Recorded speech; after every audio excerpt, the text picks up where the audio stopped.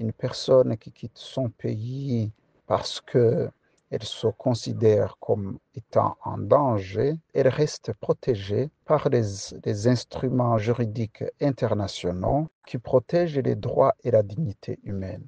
C'est dans cette optique qu'une convention a été signée, une convention des Nations Unies, a été signée en 1951 pour mettre sur pied un cadre juridique qui régit l'accueil, la protection et l'assistance qui est donnée par les États aux personnes qui fuient leur pays d'origine.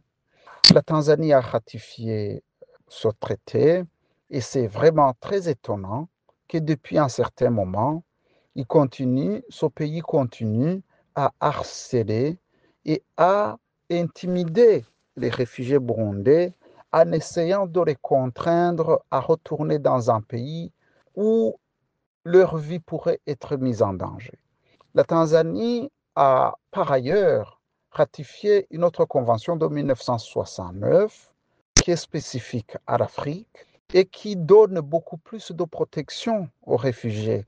Parce qu'en Afrique, le fait de fuir un groupe et de traverser une frontière, lorsqu'une personne dit craindre pour sa vie et qu'il arrive dans un pays africain, l'État africain est obligé de lui donner la protection, de lui donner l'assistance. C'est donc étonnant que depuis plusieurs années maintenant, la Tanzanie ne cesse de pousser, de faire pression sur les réfugiés pour qu'ils retournent au Burundi. Ce n'est pas parce que le Burundi et la Tanzanie ont une grande amitié, ce n'est pas parce que le CNDD-FDD, le parti au pouvoir en Tanzanie, CCM, ont des liens entre eux, que les réfugiés burundais doivent en payer le prix.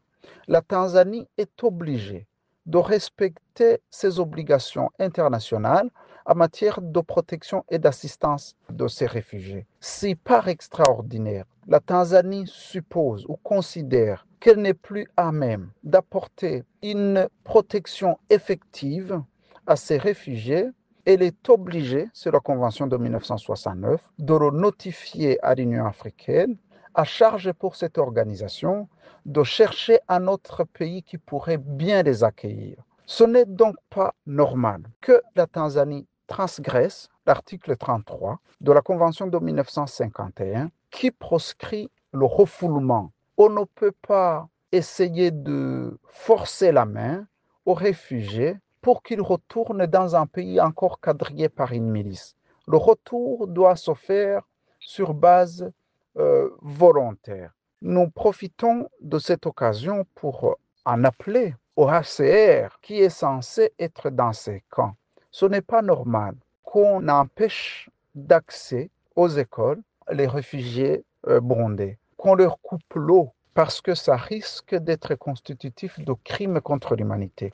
Cet acharnement discriminatoire dirigé contre les réfugiés burundais montre bien que la politique est en train de s'installer, les relations entre les deux pays risquent de se faire au détriment de la vie des milliers, de centaines de milliers de réfugiés. C'est pourquoi nous en appelons aux Nations Unies.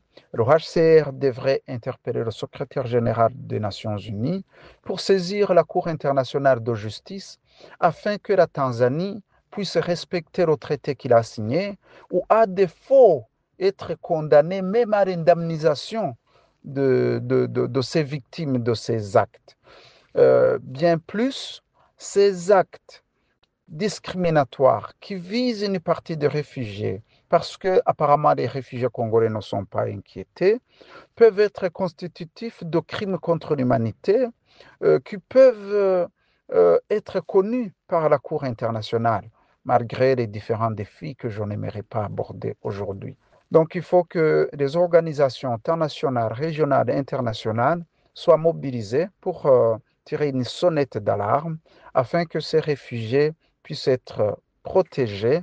On ne quitte pas son pays par le bon plaisir. On ne peut pas rester pendant 10 ans en exil sans avoir de réelles menaces, sans avoir de réelles crainte.